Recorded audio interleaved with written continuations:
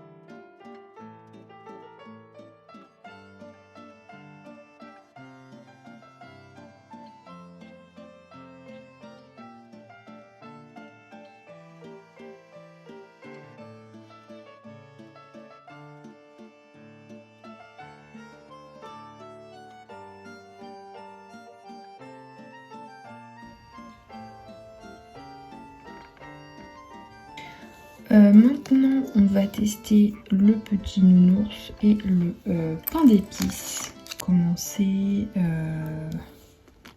par le pain d'épices, je pense. Il est vraiment rikiki.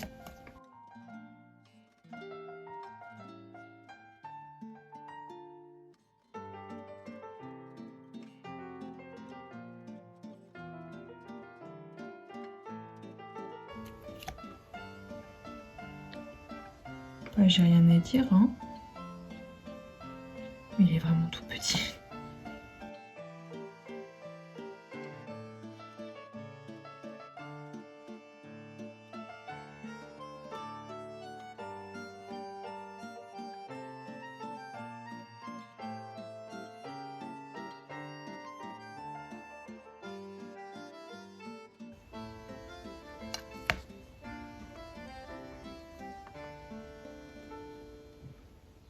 J'ai très envie de tester celui-ci.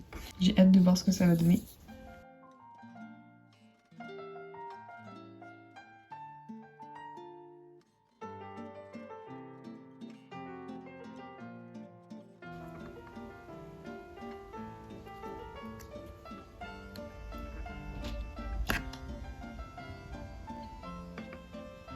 Bah, nickel, il n'y a rien à dire non plus, hein.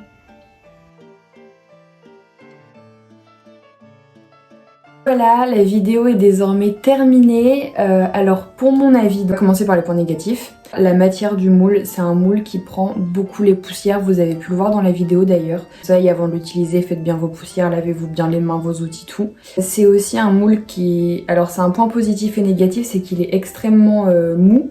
Donc positif dans le sens où au moins on peut bien démouler la création. Négatif parce que dans le sens où quand je le travaillais, quand je remplissais mes moules, parfois ils se tordaient un peu ou des choses comme ça et c'était pas toujours très pratique. Puis sinon, bah forcément la taille des créations, si Wepam, vous pouvez faire le même en plus grand, ce serait sympa vraiment, surtout pour le petit gâteau là. C'est pour ça que je l'ai acheté. J'ai beaucoup aimé ce moule. Les créations sont bien, les détails sont très propres et il n'y a vraiment pas de problème. Comme je vous ai montré, j'ai fait une petite session, d'ailleurs je vous la remets probablement à l'écran à l'heure actuelle.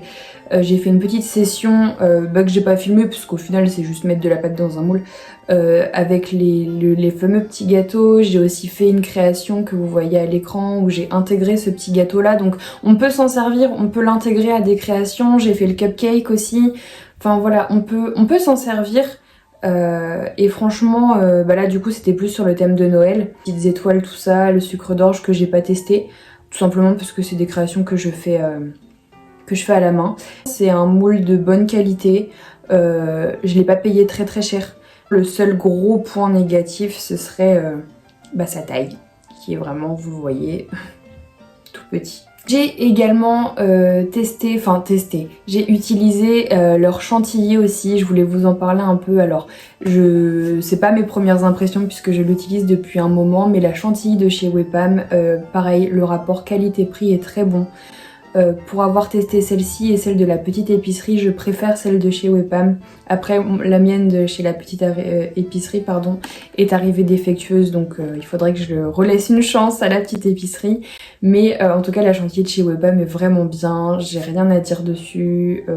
Voilà, elle se travaille bien. Enfin, voilà, donc si vous cherchez une bonne chantilly, bah, la chantilly de chez Wepam est aussi très très bien. Là pour mon avis, n'hésitez pas à me dire en commentaire si vous avez testé d'autres produits de chez eux ou même juste d'autres bons produits que vous voudriez partager. Et moi je vous dis à bientôt dans une prochaine vidéo. Salut!